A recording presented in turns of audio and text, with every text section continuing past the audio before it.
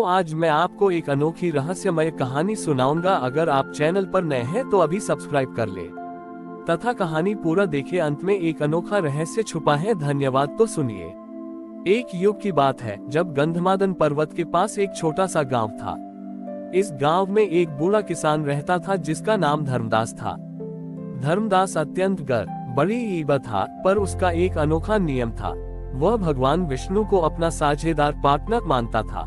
धर्मदास का मानना था कि खेत में उगने वाली हर फसल, वह जो भी मेहनत करता है, उसमें भगवान विष्णु की भी आधी हिस्सेदारी है। वह अपनी हर फसल को 2 बराबर हिस्सों में बांटता था। एक हिस्सा वह अपने परिवार के लिए रखता था और दूसरा हिस्सा वह गांव के किसी भी जरूरतमंद व्यक्ति को दे देता था, यह मानकर कि यह भगवान विष्णु का हिस्सा है जिसे उन्होंने गरीब के रूप में ग्रहण किया है। धर्मदास के पड़ोसी जयंत, जो एक समृद्ध व्यापारी थे, अक्सर उस पर हंसते थे। जयंत ने कहा, अरे धर्मदास, तुम मूर्ख हो। भगवान को हिस्सेदारी देने का क्या लाभ? वह तो अदृश्य है। तुम अपने ही परिवार को गरीब रख रहे हो। धर्मदास हमेशा मुस्कुराता और कहता, जयंत भाई, मेरे हिस्से का लेखा जोखा तो मैं रखूंगा, पर मैं जानता हूँ कि भगवान विष्णु मेरे निष्काम कर्म और विश्वास का लेखा जोखा जरूर रखेंगे। एक वर्ष धर्मदास के खेत में अद्भुत चावल की फसल हुई। चावल के दाने सोने के समान चमक रहे थे और उसमें असाधारण सुगंध थी। धर्मदास अत्यंत प्रसन्न हुआ। उसने हमेशा की तरह फसल को 2 हिस्सों में बांटा। एक हिस्सा उसने गरीबों में बांट दिया और दूसरा हिस्सा अपने परिवार के लिए रख लिया। जयंत को इस चमत्कारिक चावल के बारे में पता चला। उसने सोचा कि यदि वह ये चावल राजा को बेच दे तो वह और भी धनी हो जाएगा। जयंत ने धर्मदास से छल करने का निश्चय किया। उसने रात के अंधेरे में धर्मदास के घर से सोने जैसे चावल का सारा हिस्सा चुरा लिया। सुबह जब धर्मदास ने देखा कि उसका हिस्सा चोरी हो गया है तो वह दुखी हुआ, पर उसने कोई शिकायत नहीं की। उसने अपनी पत्नी से कहा, चिंता मत करो, लगता है आज हमारे साझेदार को भूख अधिक थी, इसलिए उन्होंने अपना हिस्सा और हमारा हिस्सा दोनों ले लिया। हमें उनके निर्णय पर कोई संदेह नहीं करना चाहिए। जयंत चोरी के चावल लेकर राजा के पास पहुंचा।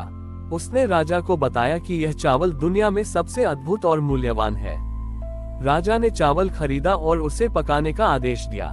जब राजा के रसोई घर में चावल पकाया गया तो सारा महल घिनौनी बदबू से भर गया। चावल के दाने काले और कड़वे हो गए थे। राजा क्रोधित हुआ और उसने जयंत को कारागार में डाल दिया। उसी रात जयंत ने जेल में एक दिव्य स्वप्न देखा। उसने देखा कि भगवान विष्णु स्वयं उसके सामने खड़े हैं। भगवान विष्णु ने जयंत से कहा, जयंत, तुम यह नहीं समझ पाए कि जिस चावल को तुमने चुराया उसमें केवल धर्मदास की मेहनत नहीं थी। उस चावल में धर्मदास का प्रेम और श्रद्धा भी मिली हुई थी। जब तक वह चावल धर्मदास के पास था तब तक वह पवित्र था, क्योंकि धर्मदास ने उसे साझेदारी के भाव से उगाया था। जैसे ही तुमने वह चावल चुराया, वह निष्काम भाव से कट गया और बिना निष्काम भाव के वह चावल एक साधारण वस्तु से भी बदतर हो गया। तुमने केवल धर्मदास का हिस्सा नहीं चुराया, तुमने मेरा हिस्सा चुराया और मैंने उसे स्वीकार नहीं किया। भगवान विष्णु ने आगे कहा, धर्मदास का चावल इसलिए अद्भुत था क्योंकि वह मानता था कि मैं उसका अदृश्य साझेदार हूँ। उसकी मेहनत से उपजा चावल मेरी दिव्य शक्ति से पवित्र होता था। जब पवित्रता और प्रेम चला गया तो केवल अहंकार और चोरी का कालापन बचा। सुबह जब जयंत जेल से छूटा तो वह सीधे धर्मदास के पास गया और उसने अपने पाप के लिए क्षमा मांगी। उसने अपना सारा धन दान कर दिया और खुद भी धर्मदास की तरह जीवन के हर कार्य में भगवान विष्णु को साझेदार मानकर निस्वार्थ भाव से जीना शुरू कर दिया। राजा के दरबार में भगवान विष्णु के प्रकट होने के बाद सुदर्शन और विमर्श दोनों भाइयों का जीवन पूरी तरह से बदल गया। सुदर्शन ने समझा कि उसकी कला का असली उद्देश्य पूर्णता नहीं बल्कि करुणा और उपयोगिता है। सुदर्शन ने अपनी सारी पेंटिंग सामग्री फेंक दी और अपने छोटे भाई विमर्श के साथ मिलकर मिट्टी के काम में लग गया।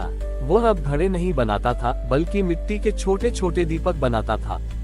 उसके हाथ पहले रंगों और ब्रश को पकड़ते थे, अब वे गीली मिट्टी की पवित्रता को महसूस करते थे।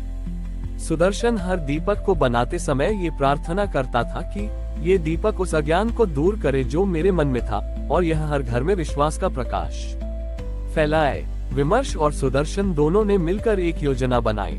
उन्होंने सुना था कि विद्यापुरी के पास एक उग्रपुर नामक गांव है, जहां लोग आपसी अविश्वास और द्वेष के कारण हमेशा अंधकार में जीते हैं। वहां लोग एक दूसरे से बात नहीं करते थे और रात में अपने घर के दरवाजे बंद कर लेते थे। दोनों भाइयों ने फैसला किया कि वे उस गांव में प्रकाश लेकर जाएंगे। उन्होंने सैकड़ों सुंदर मिट्टी के दीपक बनाए। जब वे उग्रपुर पहुंचे तो गांव के लोग उन्हें देखकर संदेह से भर गए। उग्रपुर का मुखिया अंधकार प्रिय एक बहुत ही क्रोधी व्यक्ति था। उसने सुदर्शन और विमर्श को रोका और पूछा, तुम कौन हो? इस गांव में कोई बाहरी व्यक्ति नहीं आता। तुम यहाँ क्या बेचने आए हो? सुदर्शन, जिसने अब अपने अहंकार को त्याग दिया था, ने अत्यंत नम्रता से कहा, हम कुछ बेचने नहीं आए हैं मुखिया, हम तो केवल साझेदारी करने आए हैं। अंधकार प्रिय ने पूछा, कैसी साझेदारी? विमर्श ने उत्तर दिया, हम आपके गांव को दीपक देना चाहते हैं और इसके बदले में हम आपसे केवल एक वचन लेना चाहते हैं। आज रात आप हर घर के बाहर अपने पड़ोसी के दीपक से एक ज्योति जलाएंगे। आपको हमारा कोई कर्ज नहीं चुकाना है, बस अपने पड़ोसी की ज्योति से अपनी ज्योति जलाए। हम आपको दीपक का आधार मिट्टी दे रहे हैं, आप उसमें प्रेम की ज्योति डालिए। मुखिया और गांव वालों को ये बात बहुत अजीब लगी, लेकिन चूंकि दीपक मुफ्त में मिल रहे थे तो उन्होंने हाँ कर दी। शाम होते ही दोनों भाइयों ने हर घर के बाहर दीपक रख दिए। अंधेरा छा गया। मुखिया ने अनिच्छा से अपने घर का दीपक लिया और अपने पड़ोसी के दरवाजे पर गया। जब मुखिया ने अपने पड़ोसी के दीपक से ज्योति जलाई तो एक अद्भुत घटना घटी। उसे एक क्षण के लिए दोनों पड़ोसियों ने एक दूसरे की आंखों में देखा। उनके बीच वर्षों का अविश्वास और द्वेष उस छोटी सी ज्योति के सामने फीका पड़ गया।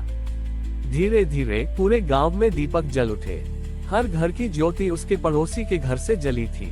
जब सारा गांव प्रकाशित हुआ तो लोगों ने पहली बार अपने गांव को इतने सौंदर्य और शांति से देखा। वे अपने घरों से बाहर निकले और उन्होंने अपने पड़ोसियों को मुस्कुराते हुए देखा। उन्हें एहसास हुआ कि उनके बीच का द्वेष ही उनका असली अंधेरा था। उसी क्षण उन जलते हुए दीपकों के बीच से भगवान विष्णु प्रकट हुए। इस बार वह किसी ऊंचे सिंहासन पर नहीं थे, बल्कि वह उन दीपकों की असंख्य ज्योतियों के केंद्र में थे। भगवान विष्णु ने गांव वालों से कहा, तुम लोग ज्ञान और धन के पीछे भागते रहे, लेकिन तुम ये भूल गए कि मेरा वास एकता और प्रेम में है। तुम लोगों ने एक दूसरे पर अविश्वास किया, इसलिए तुम्हारे जीवन में अंधेरा आया। फिर उन्होंने सुदर्शन और विमर्श की ओर देखकर कहा, सुदर्शन, विमर्श, तुमने मुझे केवल अपनी कला से नहीं बल्कि सेवा और सेवा के समन्वय से प्राप्त किया। सुदर्शन ने अपनी कला मिट्टी को विनम्रता से दिया और विमर्श ने उसमें प्रेम और उपयोगिता भरी। ये दीपक केवल मिट्टी और तेल नहीं है, ये ज्ञान और भक्ति का समन्वय है। भगवान ने दोनों भाइयों को आशीर्वाद दिया और कहा कि उनकी यह साझेदारी हमेशा लोगों को सिखाएगी कि सच्चा प्रकाश बाहरी ऐश्वर्य में नहीं बल्कि आपसी प्रेम और विश्वास में है। उग्रपुर गांव, जो पहले अंधकार प्रिय कहलाता था, अब प्रकाशपुरी कहलाने लगा। इस कहानी का सार यह है कि भगवान विष्णु ज्ञान और कला की पूर्णता से अधिक हमारे जीवन के छोटे छोटे कार्यों में निहित एकता और प्रेम के भाव को महत्व देते हैं। सच्चा प्रकाश वह नहीं है जो किसी दीपक में होता है, बल्कि वह है जो हमारे हृदय को हमारे पड़ोसियों के साथ जोड़ता है। हमारी और भी आध्यात्मिक एवं अनोखी कहानियां देखने के लिए हमारे चैनल पर जाएं तथा धार्मिक एवं पौराणिक अनोखी कहानियां हमारे चैनल पर है। कृपया जाके देखें तथा हमारे चैनल को सब्सक्राइब करके रखें और वीडियो लाइक जरूर करें। धन्यवाद।